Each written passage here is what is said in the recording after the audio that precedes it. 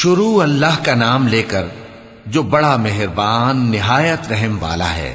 نون، قلم کی اور جو کچھ لکھنے والے لکھتے ہیں اس کی قسم کہ اے پیغمبر صلی اللہ علیہ وآلہ وسلم، تم اپنے پروردگار کے فضل سے دیوانے نہیں ہو، اور بے شک تمہارے لیے بے انتہا اجر ہے، اور یقیناً تم اخلاق کے اعلی مرتبے پر ہو۔ سو ان قریب تم بھی دیکھ لو گے اور یہ کافر بھی دیکھ لیں گے کہ تم میں سے کون دیوانہ ہے۔ تحقیق تمہارا پروردگار اس کو بھی خوب جانتا ہے جو اس کے رستے سے بھٹک گیا، اور ان کو بھی خوب جانتا ہے جو سیدھے رستے پر چل رہے ہیں۔ تو تم جھٹلانے والوں کا کہا نہ ماننا۔ یہ لوگ چاہتے ہیں کہ تم نرمی اختیار کرو تو یہ بھی نرم ہو جائیں، اور کسی ایسے شخص کے کہے میں نہ آ جانا جو بہت قسمیں کھانے والا ہے، ذلیل ہے، شرارت سے اشارے کرنے والا، لگائی بجھائی کرنے والا، مال دینے میں بڑا بخیل، حد سے بڑھا ہوا بدکار، سخت خو، اور اس کے علاوہ بدذات ہے، اس سبب سے کہ مال اور بیٹے رکھتا ہے۔ جب اس کو ہماری آیتیں پڑھ کر سنائی جاتی ہیں تو کہتا ہے کہ یہ اگلے لوگوں کے افسانے ہیں، ہم ان قریب اس کی اونچی ناک پر داغ لگائیں گے۔ ہم نے ان لوگوں کی اسی طرح آزمائش کی ہے جس طرح باغ والوں کی آزمائش کی تھی، جب انہوں نے قسمیں کھا کھا کر کہا کہ صبح ہوتے ہوتے ہم اس کا میوہ توڑ لیں گے، اور انشاءاللہ نہ کہا۔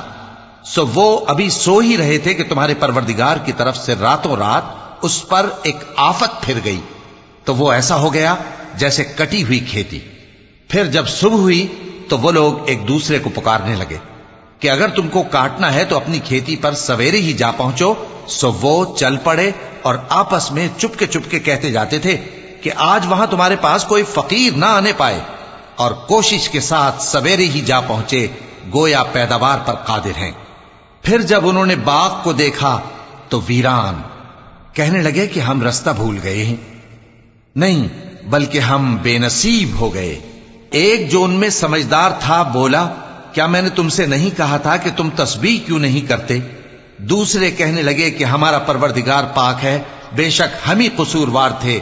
پھر لگے ایک دوسرے کی طرف رخ کر کے ملامت کرنے، کہنے لگے ہائے شامت، ہم ہی حد سے بڑھ گئے تھے، امید ہے کہ ہمارا پروردگار اس کے بدلے میں ہمیں اس سے بہتر باغ عنایت کرے، ہم اپنے پروردگار کی طرف رجوع کرتے ہیں۔ دیکھو عذاب یوں ہوتا ہے، اور آخرت کا عذاب سب سے بڑھ کر ہوگا، کاش یہ لوگ جانتے ہوتے۔ پرہیزگاروں کے لیے ان کے پروردگار کے ہاں نعمت کے باغ ہیں۔ کیا ہم فرما برداروں کو نافرمانوں کی طرح نعمتوں سے محروم کر دیں گے؟ تمہیں کیا ہو گیا ہے؟ کیسی تجویزیں کرتے ہو؟ کیا تمہارے پاس کوئی کتاب ہے جس میں یہ بات پڑھتے ہو کہ جو چیز تم پسند کرو گے وہ تم کو ضرور ملے گی؟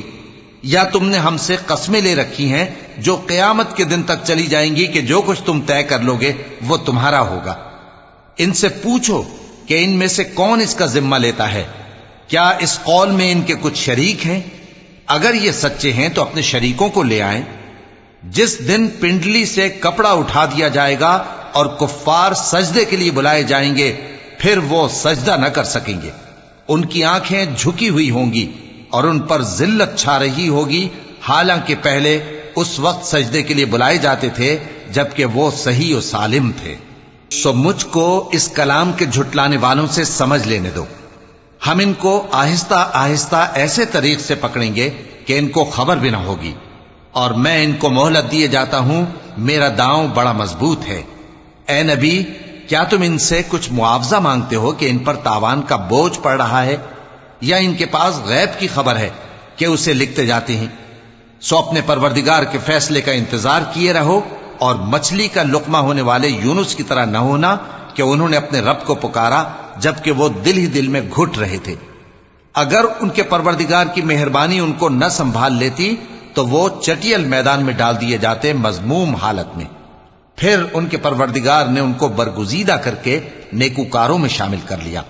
اور کافر جب یہ نصیحت کی کتاب سنتے ہیں تو یوں لگتے ہیں کہ تم کو اپنی نگاہوں سے پھسلا دیں گے، اور کہتے ہیں کہ یہ تو دیوانہ ہے۔ اور لوگوں، یہ قرآن تمام جہانوں کے لیے نصیحت ہے۔